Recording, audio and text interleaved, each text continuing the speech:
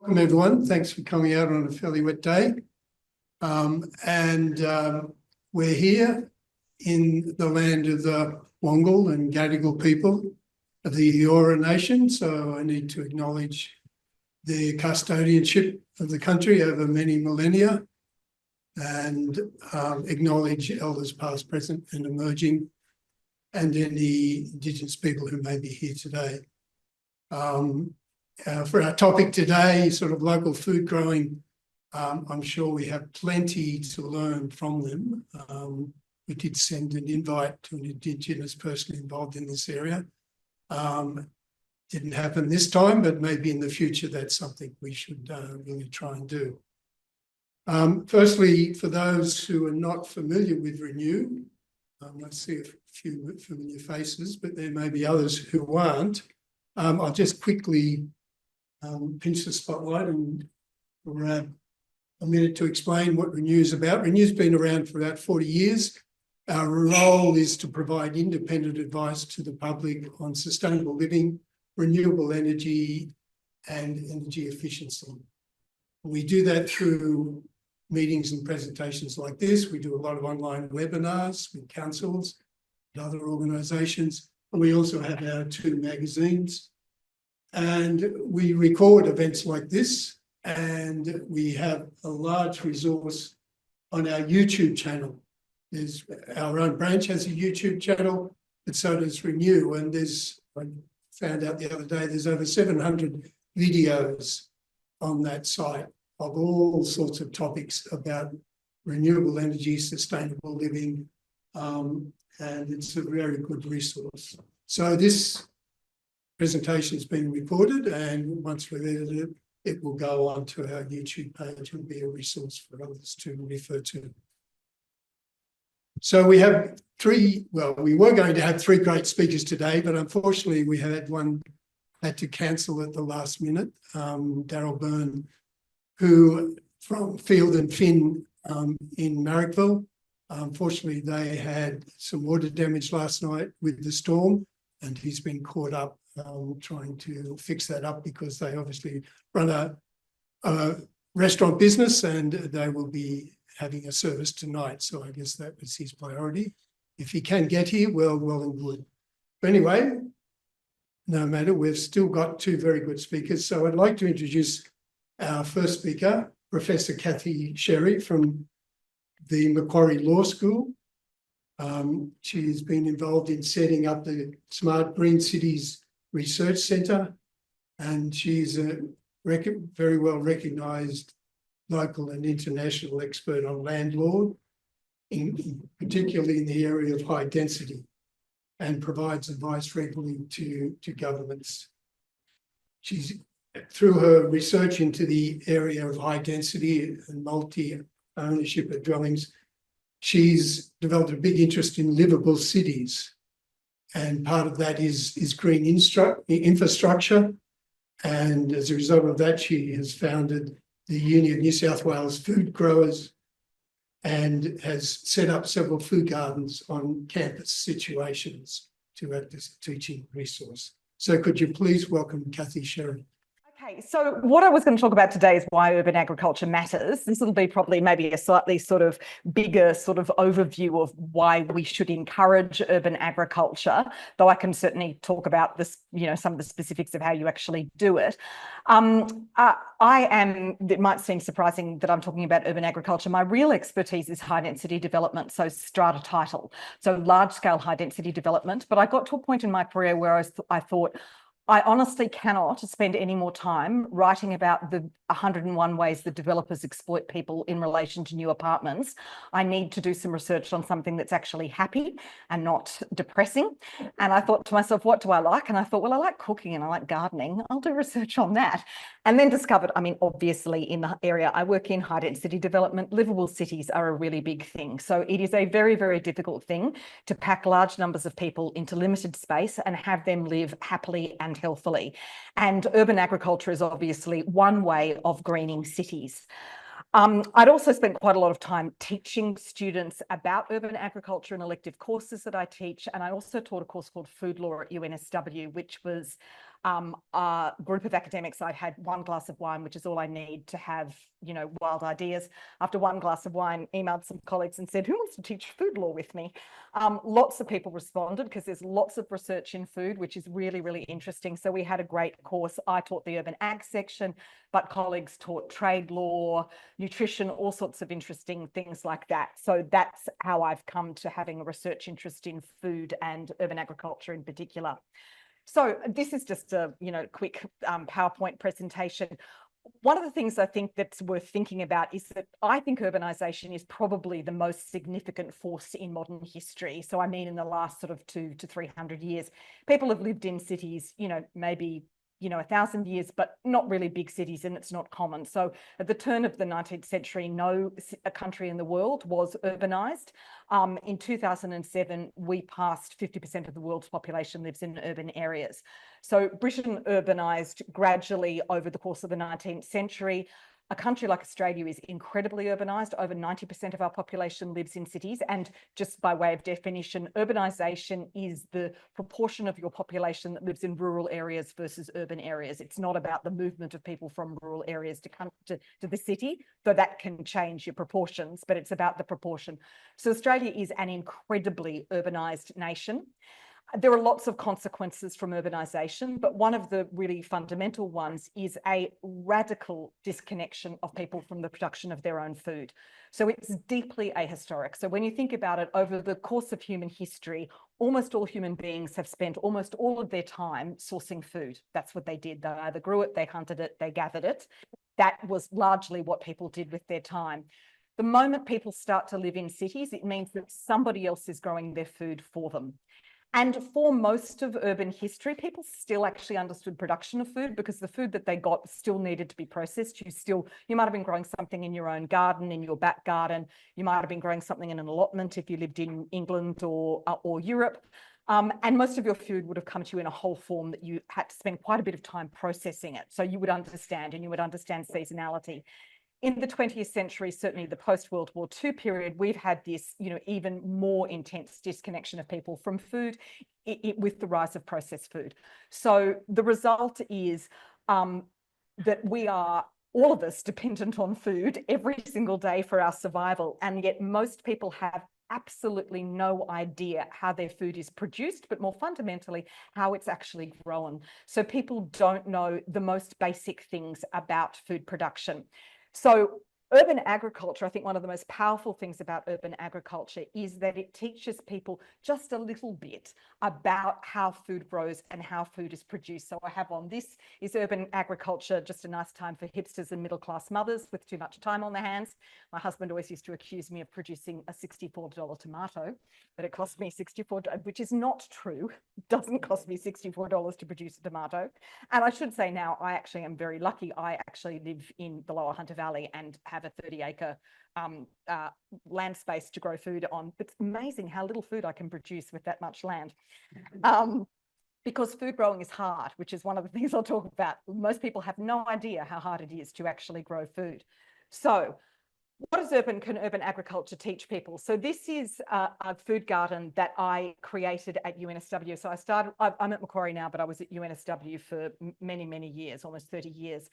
And I was teaching urban agriculture in an elective I taught, and it occurred to me, there's something really crazy about getting students to write essays on urban agriculture when half of them have never grown a plant. They have no idea. So, a classic example of people who've never grown plants is they'll tell you very sincerely that cities can be self-sufficient. They can't be, okay? The people who grow plants know this. You cannot grow a wind-pollinated grain crop on your balcony. It's just not possible. But what cities can do is produce very meaningful supplies of supplementary food. So that's one thing that people will learn when they grow food, is that you can produce meaningful, particularly leafy greens is a big thing. And if you know your history, if you know the history of World War I, World War II in the United Kingdom and in mainland Europe, the moment supply lines were cut, they were slower in the First World War, governments to respond to this. The Second World War, they were very quick to get people gardening. So our entire food system, a country like Australia is an interesting case in point. We grow a lot of our own food, obviously, huge amounts of it, but we are fundamentally dependent on diesel. If our diesel supplies are cut, we're in real trouble. Okay, there's no possibility we can produce the food we produce without that source of fuel. The UK has not been food self-sufficient for a very long time because it's part of the project of imperialism, is sucking food out of your colonies. So when the world wars occurred, Britain was largely dependent on imported food. Their supply lines were cut. So they got people growing, and the allotment movement dates from earlier, before the wars, into the sort of 18th and 19th century, but they really got people growing. And by the end of the Second World War, about 10% of Britain's food was produced by the allotment movement, which was significant. And for people who lived in much more difficult circumstances, like mainland Europe, their urban plots were often the difference between survival and starvation. So even my own father grew up in Belfast. He said they survived the Second World War on the potatoes and eggs they could produce in their back garden. So cities can produce a very important form of supplementary food. What else does urban agriculture teach students? It teaches students the value of soil. In universities, there's an enormous amount of research done on regenerative agriculture. I don't believe for 1 second that anyone understands what regenerative agriculture is if they have not put their hands in soil. If you don't know what sand feels like or loam feels like, if you don't know what organic matter looks like, if you haven't seen worms in soil, I don't believe you can genuinely understand regenerative agriculture. So people talk about it, and I'll say this speaking as an academic, there's a lot of people doing environmental research in universities. It's a very, very big thing. And to be honest, I think a sizable amount of it, not in the sciences, because I think you've got to, the proof is in the pudding in the sciences.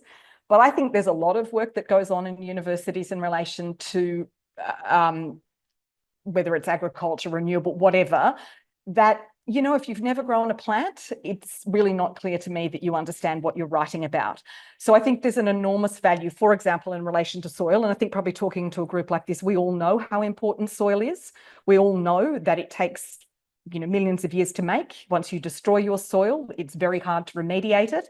So urban agriculture can teach students the value of soil. So I would always get my students to test the soil, even though I know it was perfectly safe, but I would get them to test it. VegSafe at Macquarie Uni does it. So they could think about that. Why, for example, we trade a lot of clean food into China, because China urbanized so rapidly, vast amounts of their soil has been contaminated and is not able to be remediated. So that's why Australia is such, in terms of food, trade in food, it's one of the reasons why Australia is so valuable for other nations, because our soil is still relatively clean. Urban agriculture teaches students the value of water and sunshine, and I think this is one of the things that's so important. If you are not connected with nature, it is very easy to think that we are in control of things we're not in control of. So if you have to grow your own food, hunt, gather, whatever, you are aware that we are at the mercy of nature. We can't control it. We can't control the rain. We can't control the sunshine. And actually growing food, even though we're not actually dependent on it for our survival, what we grow in our gardens in Australia, it does teach you how little control we have over the natural world. And I don't think that there's any coincidence that the rise of urbanization has paralleled the rise in the destruction of our environment. Part of that's because of industrialization, but part of it is if you have an overwhelming population that does not need to understand nature to survive, people are not going to understand nature. Just not going to happen. They don't need to. So water and sunshine. The last time I got my students to grow food for class, we're in the middle of La Nina. All of their seeds rotted. Fantastic. Wonderful. I mean, I always say there's nothing like killing a plant to teach you about gardening and food growing. You learn more from killing a plant probably than anything else. But they learnt they could not. These are very high achieving, very hardworking law students who generally do very well at things because they put their mind to it. They work very hard. Didn't matter what they did. Too much rain fell out of the sky and all of their seeds rotted. It was a great experience for them. This is a quote. I don't need to be mean to my students, but it was a good experience. This is a quote from a wonderful book called Earth in Mind by David Orr, who was a vice chancellor of an American liberal arts college. And he writes about teaching environmentalism in universities and how badly we're doing it. He wrote the book in the 1990s. We're still doing it badly. And this is just a quote that he said, however imperfectly, farms served as a reality check on human possibilities in nature that urban societies presently lack. So if you actually have to grow your own food, you realize that you don't have control of the environment. Growing food teaches students that plants are geographically specific. You can't grow tomatoes in Sydney in winter generally. Sometimes you can. You can't grow apples in the tropics. And I think that that is really important. So Chris and I were talking before about seasonal. Most people have very little understanding about seasonal food. That's a little hard in Australia because we're a very big country and something is in season probably somewhere in Australia at any point in the year, and we do trade within Australia. But one thing that I'm always struck by whenever I harvest my garlic, and I don't have a huge garlic harvest, maybe 100 bulbs each year, and I would have said this to people before I grew garlic, but without fail, people will look at my garlic harvest and say to me, what are you going to do with that much garlic? It's like, well, I'm going to do exactly what the person you're going to buy your garlic from in 6 months' time is doing. I'm going to store it. Garlic is not a continuous pick crop. Most crops aren't. They have a season, you pick them, and either it's available in that season or it's like garlic, it's storable. And it's amazing how many people in a modern food system, that's very, very difficult for people to understand. And I think that that matters in terms of just understanding what farmers do. I think it matters in terms of nutrition. The amount of rubbish that people believe about nutrition. I mean, starting with an apple a day will keep the doctor away. Not if you live in the tropics, it won't. Don't get me started on protein powders. Human beings have survived for all of human history on the very narrow number of crops. Well, actually, that's not hunter-gatherers, the very wide number of plants that they gathered. But if you're a farmer, on the very, very narrow number of crops that the land you live on produces. And if you live in the tropics, that means you never eat an apple. Okay, if you live in the tropics, you never eat a swede. If you live in Northern Europe, you never eat a mango. And, that kind of stuff, I suppose, mangoes are relatively obvious. But I think most people don't realize that. And so much or don't realize just quite how significant that is. And I often work with nutritionists and I look at nutrition and I think what people are told, you have to eat this to be healthy. It's like, you manifestly do not have to eat that to be healthy because human beings have never been able to source the variety of foods. Okay, hunter-gatherers, very, very diverse. But what you would buy in a modern supermarket, that is a totally abnormal way of eating. Human beings did not evolve to eat that way. So there are lots of ways you can eat and still be perfectly healthy.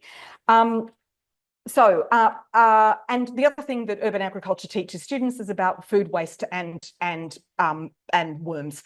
So if you grow it, you don't tend to waste it. That's very important. And also, I mean, if you live in an apartment, doesn't matter where you live, everybody should have a worm farm. And I'm a big advocate of in situ worm farms, dung into the soil because they're much easier to manage. So we can teach students about food waste. I'm just going to show you now the cage.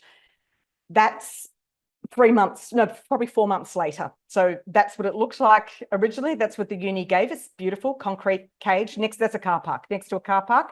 And this is what it looked like probably about 4 months later. How am I going for time? Because I don't want to go over. 2:30? I don't know how long. 5 minutes. Okay. So this is the food gardens that we produced. Sorry, I realized it's got the same points on this slide. I could have changed to it earlier. It would have been nicer for you to look at. In those beds are beans, eggplant, corn, tomatoes, chilies, lemongrass. There's a pomegranate somewhere in there. The whole range of things that we managed to grow in that space. And interestingly, my colleagues from landscape architecture at UNSW told me you won't be able to grow food in that space. And I said, I'll give it a go. And in actual fact, we did manage to grow quite a lot. I've grown a corn crop on the law library roof at UNSW. I discovered that silver beet will grow not just in part shade, but in complete shade. But the students learned so much from this. So one, how to grow food, that you really can eat food out of the garden, that you've grown yourself, how to green urban environments. I found it remarkable at UNSW. My office was above the garden I had on the law library roof, which was in addition to this.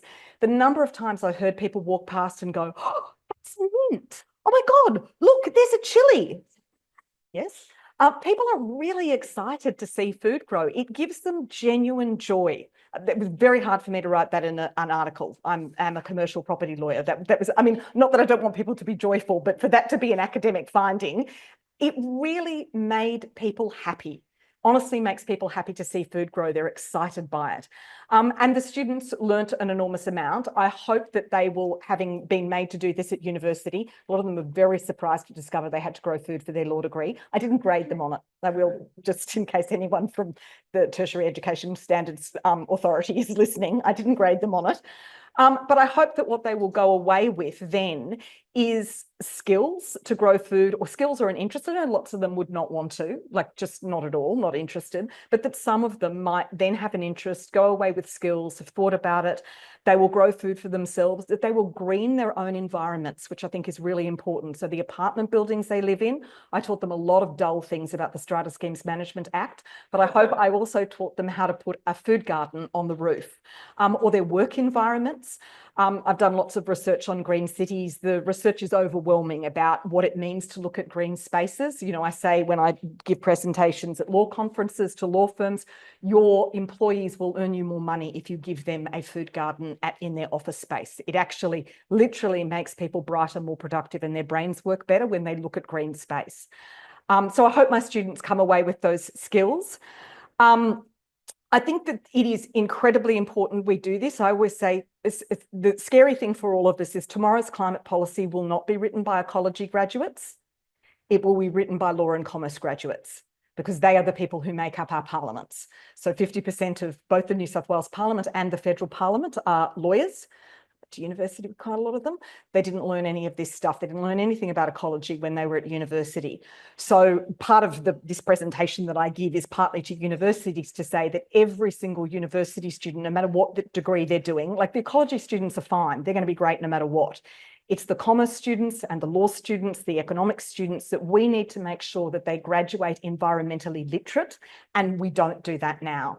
If I ruled the world, everyone would have to do food growing at high school and university, but some kind of sustainability course at university, and above all else, not on paper.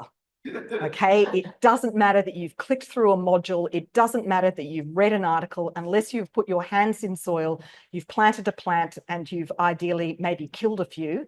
You don't really understand the environment, and universities are doing this really badly. And I'll just finish with this. So this is where I work now. This is an irony about universities. The more space they have, the harder it is to get food growing space out of them. So I work with one of my lovely colleagues, Tema Milstein, who runs an environmental course at UNSW, and Tema and I write together. She used to work at the University of New Mexico. And the University of New Mexico is on Route 66, and they have 680 acres of land. It took them a decade to get a food garden out of the university. It's extraordinary. I will say, to UNSW's credit, if anyone's been to UNSW, you know it's a very high density campus. It's like a little high density city in microcosm. They were so positive and so helpful. The ground staff was so keen to give us space and to help us and provide us with expertise and, you know, muck in and work with us. They were absolutely wonderful. Macquarie's a little bit harder to crack, despite the fact that it looks like this. I'm not a fan of AI, but I must admit I did use AI for this. And that is the possibility that we might have, or that we should have at Macquarie, and all universities should have this, some kind of practical sustainability centre that requires students to engage in practical learning, practical get your hands dirty, actually do stuff and prove that it works, or prove that you can't do it and then you've learnt something anyway. So yeah, there we go. Thank you very much, Kathy. It's, yeah, some inspiring words there. It's interesting you say that seeing food growing makes people happy. I think when you actually grow your own food and eat it, that also can make, well, it's very satisfying. Yes, probably. Okay. And now we introduce our next speaker, who's Chris Sara, who's representing Pocket City Farms. I don't know if people know Pocket City Farms, but it's down in Camperdown. It's where what was previously a bowling club has been converted into a small-scale farm, intensive, with a restaurant that, from my understanding, uses the produce from the farm in the restaurant. It's an interesting place to visit, so if you haven't been there, feel free to go down They have volunteering sessions, I believe, as well. So you can go and get your hands dirty and get to know what soil's like. Anyway, Chris originally volunteered with Pocket City Farms, and from that became the sustainability educator. And they then got involved in the PCF, Pocket City Farms farm incubator process. And as a result of that, at the end of 2022, took over farm and community manager. Chris is passionate about working alongside communities, schools and businesses to set up and maintain urban farms, food forests and gardens to increase urban greening, biodiversity and food security. So would you please welcome Chris? My name's Chris. Thank you for the intro and thank you for having us here today.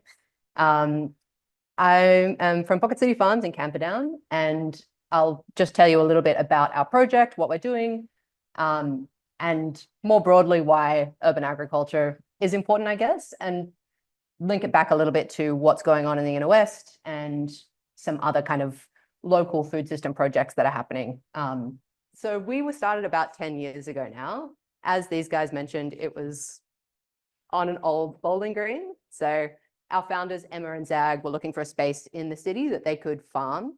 And they were inspired by models overseas. There's some beautiful urban farms like Kathy and I were actually talking about earlier in the US.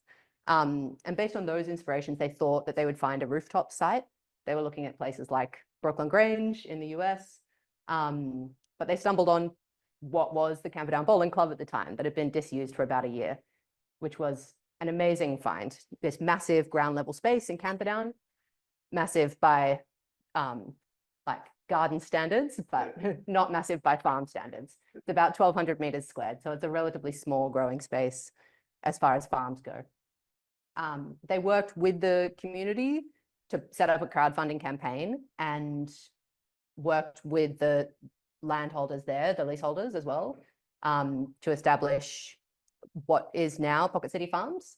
There was a big push to redevelop it into, the garden, market garden, and the restaurant. We're actually two separate entities, but it's now a beautiful community space. So we are really passionate about teaching people about food growing, providing, exactly as Kathy said, that connection back to food growing, getting people to get their hands in the soil, learn food growing skills, and through that, we hope reconnect to the ecosystem that they're in, and hope that for some people, that can be the kind of first step towards more sustainability practices. We are founded around three main principles. Those are education, community, and fair food. So fair food, that means food that's fair for the people who grow it, and for the people who eat it, and for the environment that it's grown in. So that's something that I think urban agriculture can do really well, because we're relatively small scale and we have a huge amount of volunteer help in growing it. We can use growing practices that are really gentle on the environment. We grow regeneratively and organically, although we're not organically certified because it's a long and expensive process to do that. We have a big focus on restoring the biodiversity in the ecosystem that we're growing in. And we really try and teach people about that. So yeah, food that's fair for the environment that we're growing in is really important. Food that's fair for the people that eat it is also important. So we try to minimize any pesticides and herbicides. We don't use any fungicides. And where we absolutely have to, we use organically approved products, but we're really trying to manage our pest load through integrated pest management and ecological management. That means you're not ingesting pesticides and herbicides when you eat the food, but also because you're growing in a way that's restoring the soil and has good life in the soil, you end up hopefully with more nutrient dense food, making it a bit fairer for the people that grow it, for the people that eat it. We also try and price it fairly and donate some of the produce that we grow each week through the Honesty stall that's out the front. There's also a little community food pantry on site at Pocket City Farms, which people stock with excess food from their home or that they've rescued. So it's a space for sharing free food as well. We've also on site got a food forest that runs along Mallet Street on the outside of the gates, that's free for people to harvest from. So it's a way of us providing free food to the community and hopefully also providing a little interactive space that people can enjoy whether or not they come inside. So that's the kind of first key pillar of Pocket City Farms. The second, which I think is really important, is education. So that's a lot of what we do. We bring lots of school groups through, businesses through, volunteers, and really try and get everyone enthused about food growing, connected to it, and just falling in love a little bit with the ecosystem that they're living in. School kids, I think, are a particularly important one. There's lots of school children we get who really have no idea how their food is grown. And for some of them, this is their first exposure to food growing. For others, they're amazingly literate, but we've definitely had at least one school kid in each group who's kind of blown away by seeing a tomato growing. So getting those moments where kids kind of make the connection between what the thing they're eating is and where it's come from and the ecosystem that the food growing is embedded in, I think is really important. The business side of things, we get lots of businesses bring people for team retreats, which is an interesting one. But for us, it's an opportunity to hopefully be that kind of first touch point for people who may not have elected to be there themselves. Like the business they work for has decided to bring them, where we can teach them something about sustainability, get them excited about it in some way and get their hands in the soil. And for those people, the thing that I try and communicate the most is about the ecosystem that they're growing in and trying to reduce the pesticides and herbicides that they use, and try and restore the ecosystem. Sorry. All good. No worries. That's fine. Don't worry. I don't have much PowerPoint proficiency, so the way that I emailed didn't work. The other education piece that we do is trying to train up new urban farmers, because it's a relatively new field. And I know when they were recruiting at Pocket City Farm for my predecessor, Richard, they had a lot of difficulty finding someone who lived in the city who had farming experience. So if we want to expand urban farming, we actually need to have urban farmers trained up and ready to go. And it's a slightly different system of farming than large scale agriculture. So we, yeah. So I was trained up in our farmer incubator program, which we started when the previous farm manager, Richard, gave them 12 months notice that he was leaving.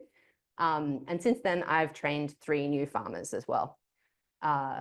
We also work with universities. So we've worked with UCID in bringing students from their agriculture program to do projects with us on site, doing some soil mapping projects. And we've got an entomologist from UCID who's about to do a project with us as well, and some capstone students from UNSW. So it is that real opportunity for local primary, secondary, tertiary students to come out and put into practice the things that they're learning.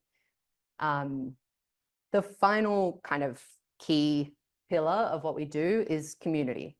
So we are largely run by volunteers. There's a small core team of us who are employees, but a huge amount of what we do is working with volunteers. We have 2 sessions a week, plus big monthly working bees, and all of the school students and businesses who come in also volunteer on the farm and get their hands dirty. We think that it's a really important community space for people to be able to do something together, create something together, and have a third space where they don't have to be paying to be there. They can come connect with people and do something positive together. The community working bees in particular are one of my favorites. It's a 2-hour volunteer session in the evening. Everyone gets together, does a massive blitz on the farm, and then we have a team of volunteer chefs who come and cook everyone dinner with produce from the farm at the end. Young Henry sponsors it, so there's free beer too. And it's just a really nice chance for people to meet and chat. Similarly, there's another kind of program that runs out of PCF at the moment is the Camperdown Organic Buyers Group, which is a veggie box scheme, similar to a kind of co-op model. We sell some produce into it and some comes from an organic wholesaler. everyone gets the produce, meets up, divvies it up, and you get a chance to chat to people and exchange recipes, talk about how you're going to reduce the food waste of the things that you're eating in your box, swap things that you don't like from your set veg box. So we kind of provide community space for that. I think that's mostly what I wanted to say, but I'm really looking forward to having more of a chat about different initiatives that are going on in the Inner West. I might mention some of them if people are interested. I know you're welcome to come to Pocket City Farms and volunteer anytime. All the information for that is on our website. If you have kids, bring them along on an excursion. We've got a really great school excursion program, and we also do incursions going out into schools and helping to establish gardens there. Or bring your business, come and have a Christmas party with us. Yeah, thank you. Thank you, Chris. We'll now see if there's any questions from the floor. Yeah.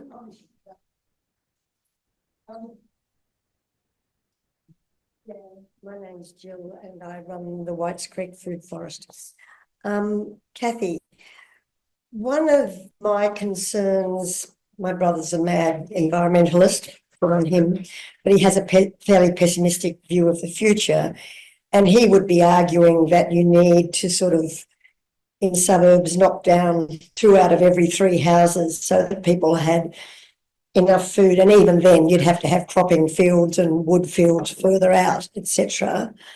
I guess, and one of my interests is in getting councils to give over to not only allow verge gardens, but allow verge growing of fruit trees. So any comment on both of those points?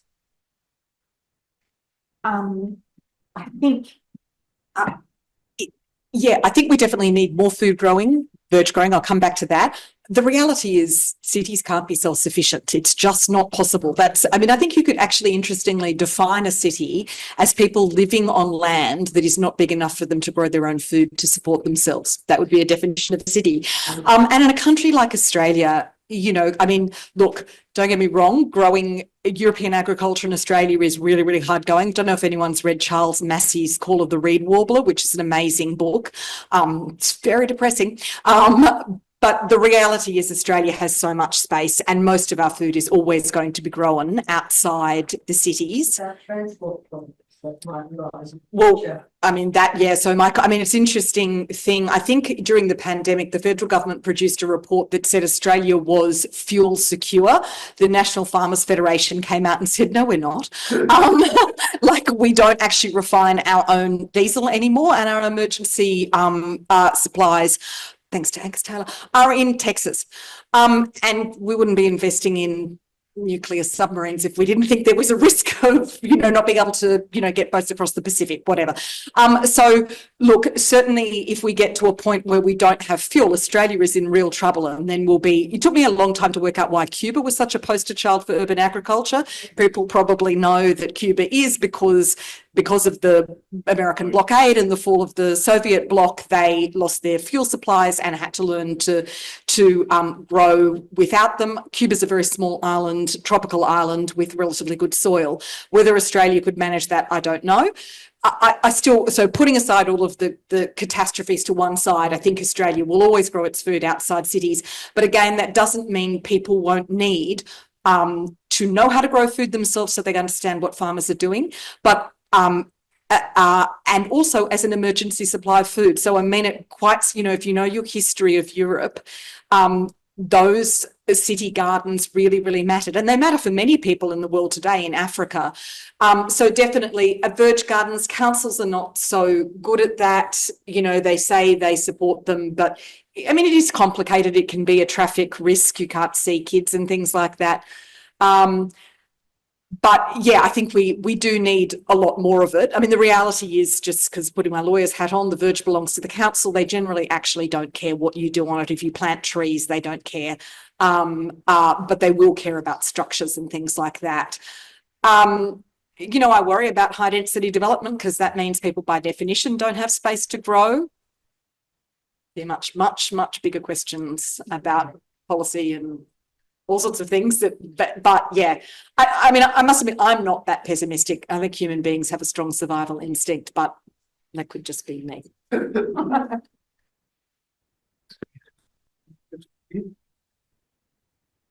Yeah, I was quite interested hearing at the end of your talk, Chris, about the incursions that you run, like into schools. Good to hear about like what some of those projects have been, like what the challenges are, I guess, of like helping other spaces set up small farms as opposed to the kind of so there's a lot of infrastructure and resources available at Pocket City Farms to kind of like keep that going, but yeah, love to hear you talk a bit more about that.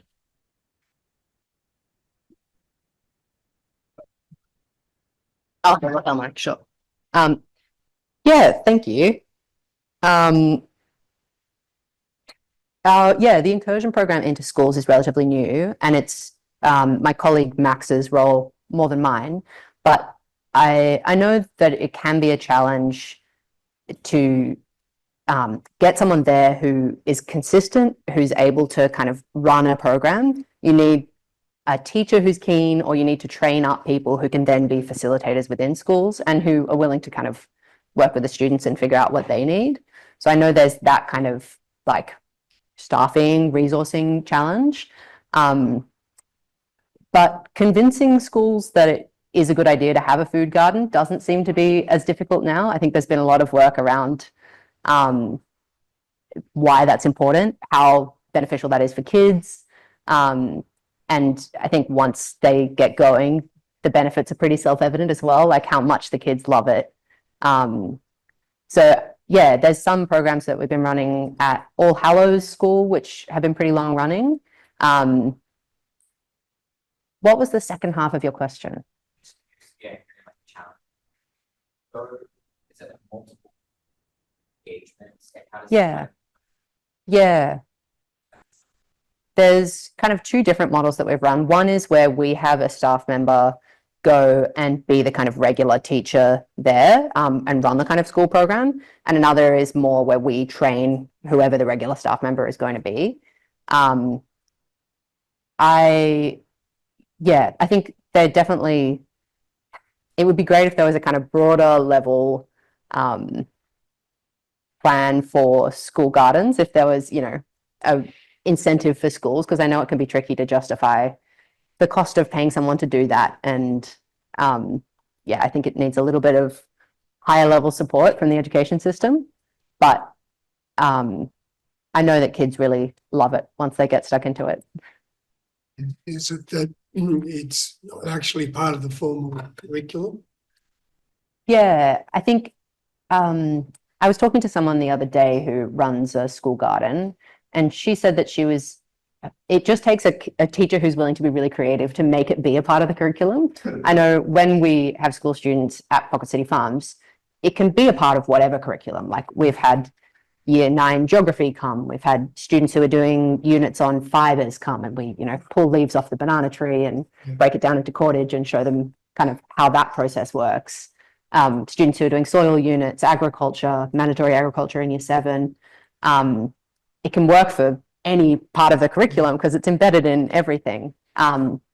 Even kids who are just there on vacation care programs, who are really young, who are kind of preschoolers, then it's more about nature play and getting them excited about it. But yeah, I think it just needs that that key person who's knowledgeable and willing to do the kind of translation. To drive it. Yeah. You know, it goes back to what I guess Kathy was saying about trying to instill it into all students across the board. Yeah. I mean, there seems to be programs out there. I don't know if Maggie Beer was doing things with schools, as well as Stephanie Alexander. Years ago, my brother was an agricultural teacher in high schools in Western Sydney, and he had small farms with animals. Yeah. They used to take to local shows.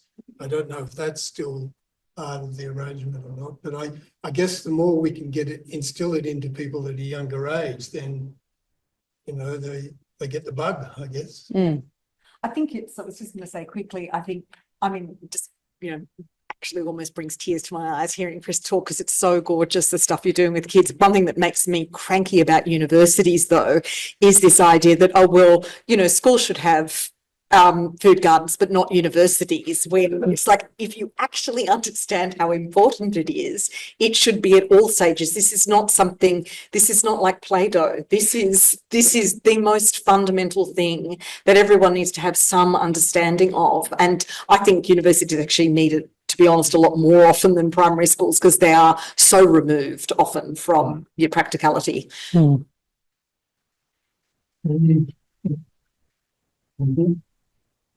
A question for Kathy, thanks. Being uneducated in the area, I'm trying to link law with ecology.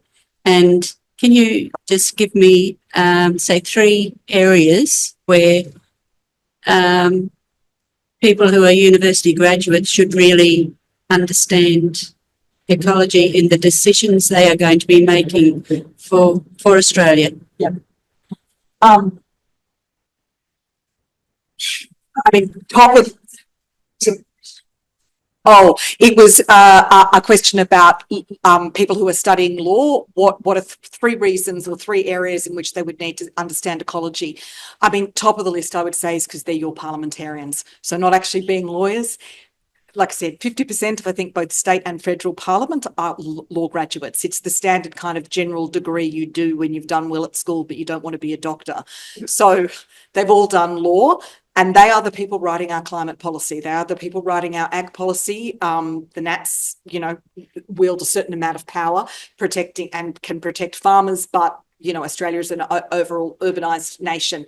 So I think that for anyone who comes out of university, and particularly those people who are going into finance, business or law, they do need to understand ecology.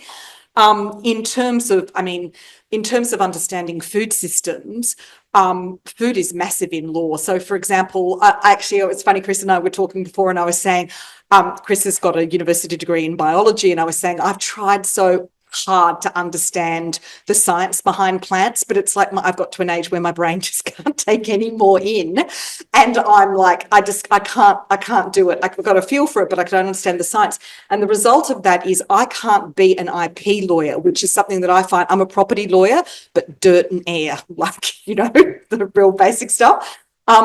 Patents in relation to food. So whether you can get intellectual property protection for food is a fascinating area of law and unbelievably politically important. So ownership of seeds. So the idea that, you know, farmers would collect seed every year, sort of plant seed, grow their crops, save a certain amount of seed, replant it next year. Well, you're not doing that if one of the, I think we're now down to 3 companies that own, 70% of the world's seed. You know, as soon as there's money involved, there are lawyers involved. So that, I would say, is a really, really big thing. And then the other thing is any kind of environmental law. So, you know, we have a major water crisis in Australia. I don't know if anyone's ever heard Emma Carmody, who used to be at the Environmental Defenders Office, speak. Phenomenal. She's a water expert. And then she says Australia is taking way more water than we can afford to for agricultural operations. And I mean, I think that really matters. Like things like I have a thing about plant milks, which is my concern about almonds don't grow naturally in either California or Australia. It's where most of them are grown. We're pulling way too much water out of the Murray-Darling Basin, and a lot of it's going for horticulture and permanent horticulture, like, you know, fruit and nut trees. So lawyers just understanding that in terms of environmental law, planning what you build where, what you develop where, and more than anything, how much water Australia uses.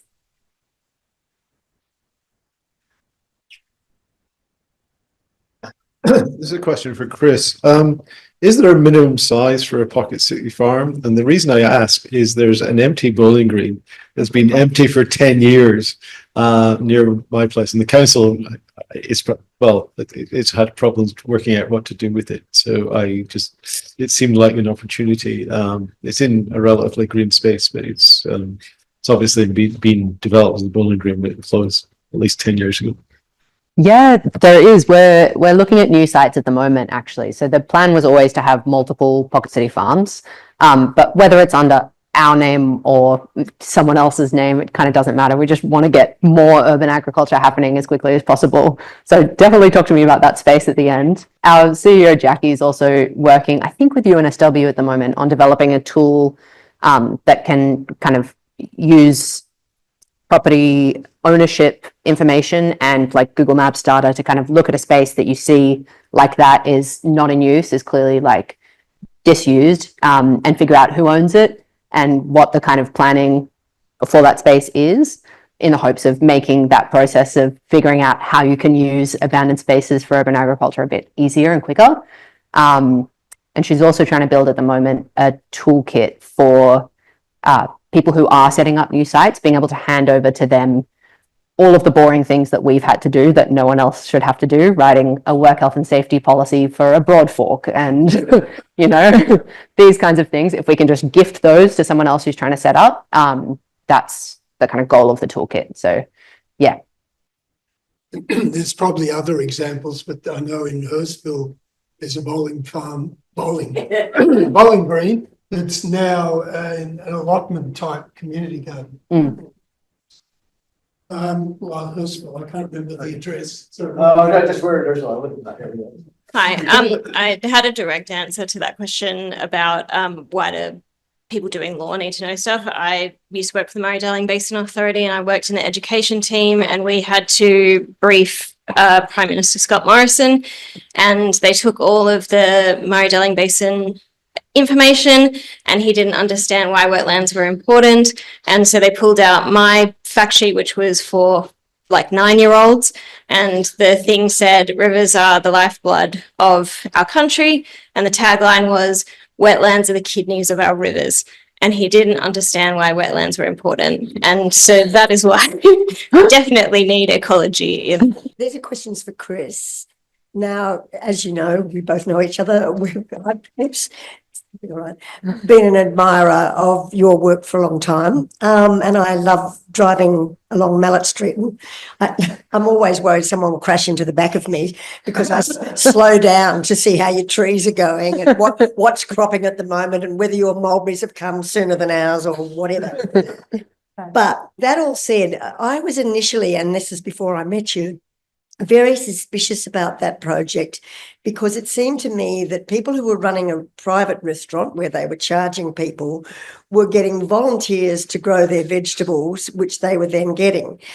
And, you know, I wondered, you know, so here's a few questions. Is it public land?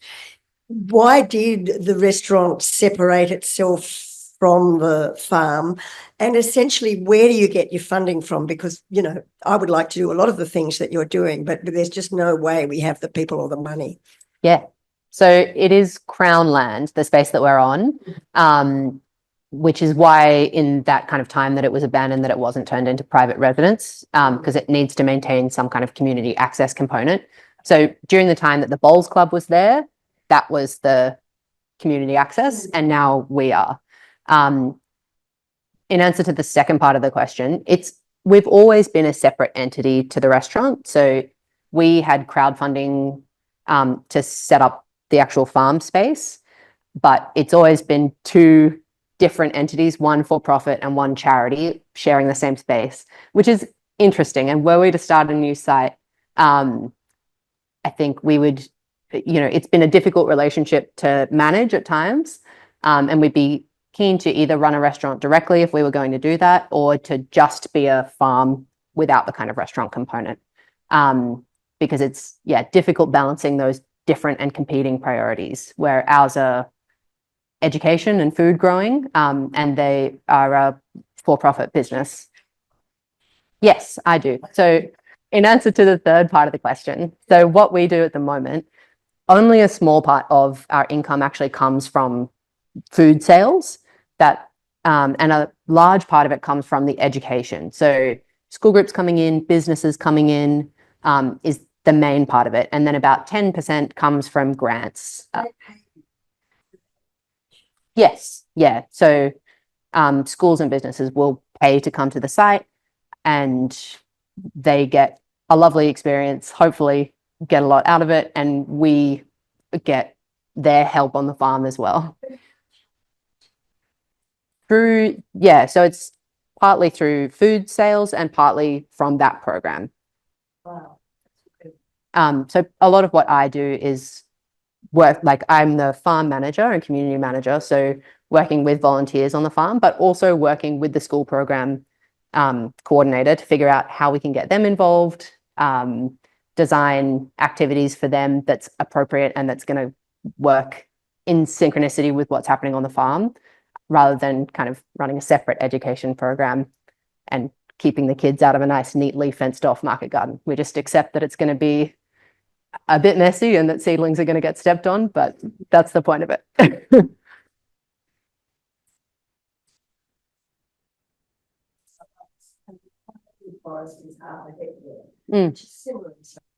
Yeah, we're 1,200 meters squared. So it's a tricky, it's 2 bowling greens worth of growing space, if that helps you visualize. It's a tricky space. It's very slightly too small to be kind of a financially self-sustainable space if you were just selling vegetables. And also growing on a small scale has a lot of challenges. It's a lot more time intensive and energy intensive. Exactly, yeah. So if we were to kind of try and maximize profit and price the produce according to how much time actually goes into it, it's not, yeah. But having the produce subsidized by the kind of education program is how it's working at the moment. And it's been working really well as that model for the last few years. Yeah. No worries. We have one question online, which follows on from the school thing, is how do we, or can we start to lobby the education system to make it mandatory in schools? There was actually Alex Greenwich started spearheaded a food inquiry in New South Wales about 2 years ago. So Nick Rose from Sustain has been running a campaign to try and get the New South Wales government to act on that inquiry. But one of the suggestions to that inquiry was to make sure that this goes into schools. Also, my suggestion, I actually think in some ways more important than gardening, marginally more important than gardening, is that all kids learn to cook. Because I think that's, if you can't cook from fresh whole ingredients, you are basically held hostage to the modern food system, and that's buying chicken tonight from the supermarket. So I actually think what's just only slightly more important is that all kids learn to cook properly, and all the way through school, and you learn how to cook decently. It's not. I'd be fascinated to know with Chris what it was like when you were at school. When I've got a friend Jenny here, we were made to do compulsory home science when we were in year 7, but stupidly it was one of those subjects where if you were academic, you weren't expected to carry on with it, which I just think is dreadful. I don't know, is it still being taught in schools? Is that? I didn't do home science, but I know home economics is taught and food science is taught. Yeah. Yeah. Yeah. Yeah. Yeah. Yeah. In the public system of the public curriculum. Yeah. Yeah. I think the cooking piece is really important. I have 3 daughters in their 20s. I probably should know the answer to this question. And yeah, but so in accident, how do we get it? I mean, I think that maybe if something comes out of that food inquiry, so that state food inquiry. So, but with you working with the department might know better, or I don't do much of the education side of things, so maybe Max and Jackie would know better, but yeah, I don't know. Sorry. And I know teachers, I don't know if there are any teachers here, but when they hear people talking about squishing another thing into their job description, they all just walk out of the room. So unless it's made a very explicit part of the curriculum, and there are the wonderful teachers who will try and squish all sorts of cool stuff into the existing curriculum. But I know there's a lot of public school teachers now who just cannot stomach another thing being told to now do another thing with their 25 kids on their own. So it's just put that out there. It's a challenge. Yeah. Okay. One more question over here. You can talk, Brian. Thank you both. I wanted to ask both speakers perhaps to talk a little bit about insects in urban agriculture? Because I guess, Kathy, another attribute of cities is people want to eradicate all insects. And I know there's probably particular challenges and opportunities and I know, Chris, in Pocket City, there's a lot of stuff you've done with insects as well. So perhaps, just if you could both expand a bit on that. Well, I love it. I have a pet huntsman. So we actually do literally have a pet huntsman at our house, and we live in fear that some guest is going to come in and say, "Oh, I killed a huntsman in your bathroom." So we have to instruct people. I learned how to hand feed. Her name's Muriel. It's a boy. His name's Muriel. I learned how to hand feed him the other day. I was so excited. So I like insects. I was so excited one day. I was in the faculty at UNSW, and the UNSW Law School is 3 stories high, and on the second floor there are internal courtyards, 2 internal courtyards, which is where I grew food. So not the garden I showed you, but internal courtyards. So they're on the second floor of the building, surrounded by building. And I was there one night, and all of a sudden I could just hear all this insect noise in the courtyard, and I recorded it and sent it to the dean and head of school. We were all so excited because we're literally it is a concrete courtyard, but we had attracted all sorts of insects. It was absolutely wonderful. The other thing is I did do organic, I didn't spray because I don't tend to, and with colleagues, and I mean, maybe this is a sad thing for insects, but whenever I got an infestation of, caterpillars or anything, I would email my colleagues and say, if anyone would like to get their frustrations out in relation to the university, there's a whole lot of caterpillars. Could you all go down and squish caterpillars? I swear to God, within 6 hours, they would all be gone. I did say to people, if you don't want to squish them, please pick them off and just go and put them on another piece of university garden. But it was extraordinary. So, but yeah, that was wonderful. Though also strangely, I did have a colleague say to me, she was we had silverbit. I used to pick my lunch every day and make soup with it. But I did have a colleague sadly say to me, she was a bit scared of picking food from the garden because it might have insects on it. I was like, well, what do you think? The stuff in the supermarket had on it, So yeah. Yeah. One of the questions we get almost the most in the gardening questions is, how do you keep the bugs off your things? And there's such a revulsion. There's such a fear of insects. So getting people to be able to come into the garden is really good, I think, for exposure. Some kids love it. We get them to do a bug hunt, and they really enjoy that. They love seeing, a ladybug and get really excited about it. But I think it's a really urban agriculture can be a really good opportunity for building insect-friendly environments. And that's one of the things that I've been really passionate about in my time at Pocket City Farms as a huge insect fan, is just the insect diversity that we see versus the kind of bare lawn of the oval that's next to us. And the amount that you can kind of do pest control with other insects. So teaching people about that, teaching people that the ladybugs, for example, are good things, that they're controlling the aphid pests on your crops, and trying to get that integrated pest management and ecological management happening, I think is really important and really exciting. When we had some major caterpillar pests last year, and since then I've made a concerted effort to plant heaps of pollinator flowers around to get a really biodiverse border going on our garden. Trying to put into practice those kind of permaculture principles of mimicking nature. You don't just have your vegetable crops on their own, you have this beautiful, diverse garden ecosystem, and that attracts all of the predator insects to your garden. So we had these caterpillar pests, and what moved in are all these tiny little parasitoid wasps that lay their eggs inside the caterpillars and control the caterpillars. I don't know how they find the garden, but if you build it and you build a welcoming environment, they do.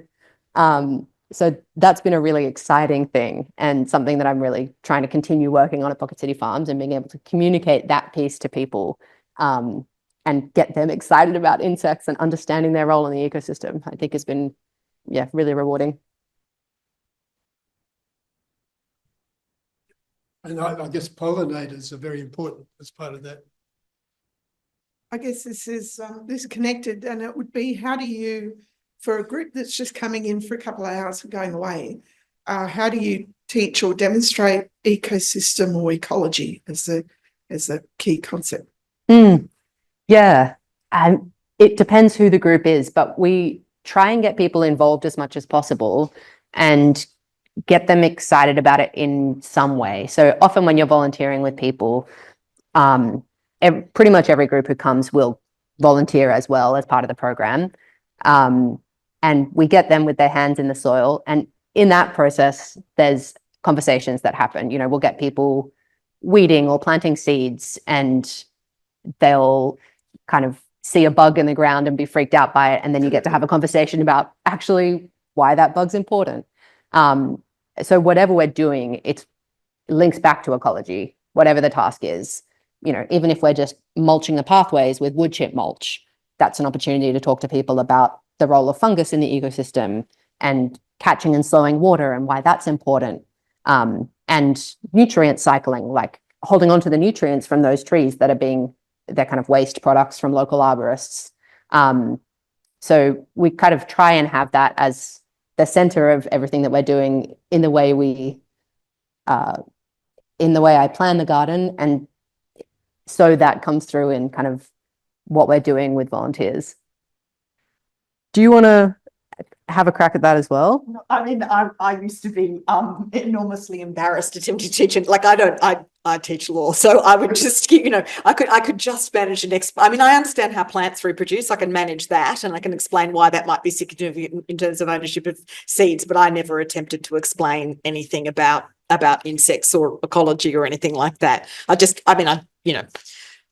actually once, I don't know how I did it, supervised. Luckily, the student, I think, worked for Bayer. She wrote a thesis on regulation of insecticides in Australia. So I have read the Act, but I never attempted have never attempted to teach that. I guess I might say one more thing on that, which is just that, like, the garden is embedded within the ecosystem. So you can't do anything without it being kind of embedded in the local ecosystem that you're working in some way. So everything we're doing, everything we're talking about kind of comes back to ecology in some way. I've got a question. My background is in architecture and design. And you talked about how we're densing the environment. So what can we do to encourage food growing and urban farming to be incorporated in there's open space requirements, usually as a part of any development, but there's no requirement that food growing should be part of that. How can we change that perception? You might be sorry you asked me that, because I can give you the biggest concern, and this is what a lot of my research relates to, is the privatisation of open space. So the large-scale developments the government is currently incentivising because it thinks it'll solve the housing affordability crisis. It won't. Developers only want to build luxury apartments.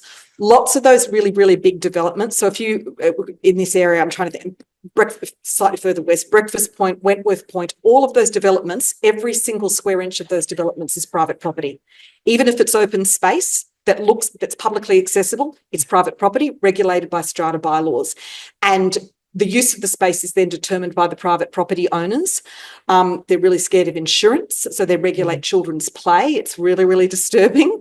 Liberty Grove has a bylaw that says no kid under the age of 13 is allowed on common property without a resident adult above the age of 21. It's just so stupid in so many ways, I can't even begin.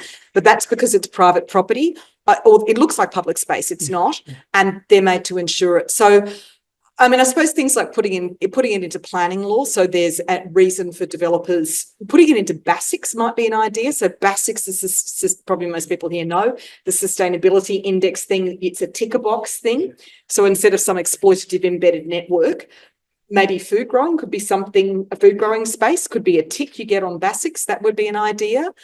And I suppose education of strata owners corporations so that they don't over-regulate space and say, no, you can't do it. No, we don't want it. No, it doesn't look neat. That kind of stuff. Yeah. Thank you. There's not any more questions. I think there was. Sorry. Hi, so I'm from New Zealand, over from Wellington, and I'm just curious about some of the specific challenges or benefits to urban agriculture within New South Wales, because from Wellington, it kind of seems like it would be a lot easier to grow stuff here, but I know that that's maybe not actually the case. If either or both of you could speak to that.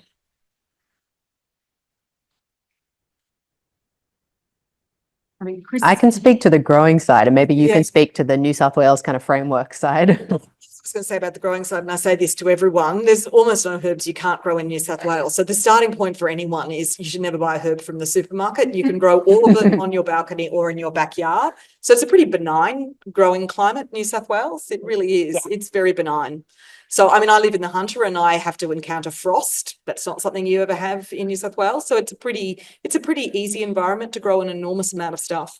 Yeah, yeah, Sydney's a wonderful growing climate. We've Mm. got like, we're right near the coast, so we've got this beautiful temperate, like not literally temperate, we're kind of bottom of subtropical range. But it's a very mild temperature. We don't get, crazy weather events, really. We don't get cyclones, we don't get frosts. It's perfect growing conditions, really. The tricky thing about growing, in urban environments is you are often dealing with contaminated soil. So I know the site that we're on, we did a lot of testing to make sure that it wasn't contaminated before we started growing, and we were lucky that it wasn't. But there's often heavy metal contamination. So there's, programs that you can use to test for it. And often the spaces that are left for growing are spaces that no one wants to use for other things. So it's poor soil for one reason or another. It's contaminated soil. But there are things you can do with those spaces still. I know Sydney City Farm, an amazing project just in Sydney Park. They're growing on an old tip site. So all of the food growing that they do is in raised beds. They're doing a lot of work trying to restore the soil. But they're able to plant orchards in the ground because the fruit trees don't take up the contamination in the fruit, the part of the plant that you're eating. So there are ways around it. But Sydney in general is good. Shade in urban agriculture, I've always found the biggest problem is building shade because, while we don't like the idea of sitting in the sun for 6 to 8 hours a day, most food does, with the exception of things like silver beet. So most people who struggle to grow food at home, I'd hazard a guess that it's because they don't get enough sunlight in their backyard. And it's a real tension in cities. So I work in smart green cities. And of course, a lot of the work of my colleagues is about canopy shade, which is a huge thing. But, I'm a bit like, I'm a little bit like the sort of, older Mediterranean farmer next door who doesn't like trees because I love trees, but if you're trying to grow food in a city, it can be a huge, so I think that's a real tension. We desperately need more trees in Sydney, but it then does make food growing quite difficult. Though silver beet will grow in complete shade. Yeah, I guess, sorry. So putting up windbreaks, whether they're bamboo or whatever, there's windbreaks would be the way to go. But plants are resilient and things will grow anyway. You just kind of need to really look at the space you're in, learn the microclimates that you're growing in. This is the kind of permaculture framework, like learn how much sun there is, how much wind there is, what the temperature range is, what the soil is like, and there'll be something that grows there, even if it's maybe not the thing that you would choose from the supermarket. Maybe if it's a herb you've never heard of, something will grow there. And you can take that herb and swap it with someone who lives locally who can grow the thing that you want. There's kind of, ways around everything. Plants are resilient. Including native endemic plants. Yes, absolutely. That's a really good point. I think at this point, I think it's been one more. Sorry, it's more a comment. So thank you. It's been a really fabulous discussion. So my name is Emma Daniel from the Green Living Centre in this space that we're in today at Inner West Sustainability Hub.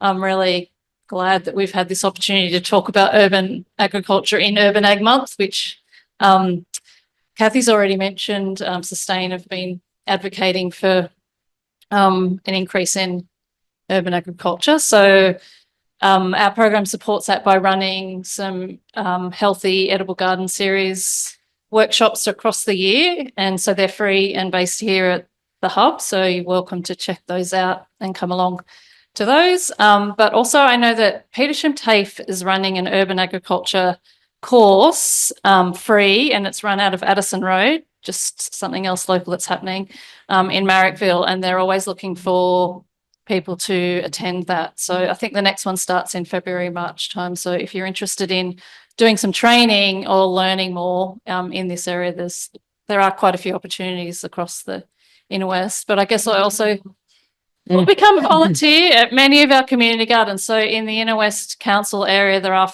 around 15 community gardens. Some are on council land, some aren't. And obviously we support the community in a number of ways to do that. So, and there's Community Gardens Australia, which is worth looking at because it's mapped and you can look for your local garden if you're not, for those people who are online or beyond the Inner West, that's the other way. So that was really just a comment more than a question, but thank you. Thank you, Emma, and I'd like to acknowledge the support of the Green Living Centre in having us here, and also the Inner West Council for supporting these events. On that note, I think we might bring it to a close, and if you could thank Kathy and Chris for sharing their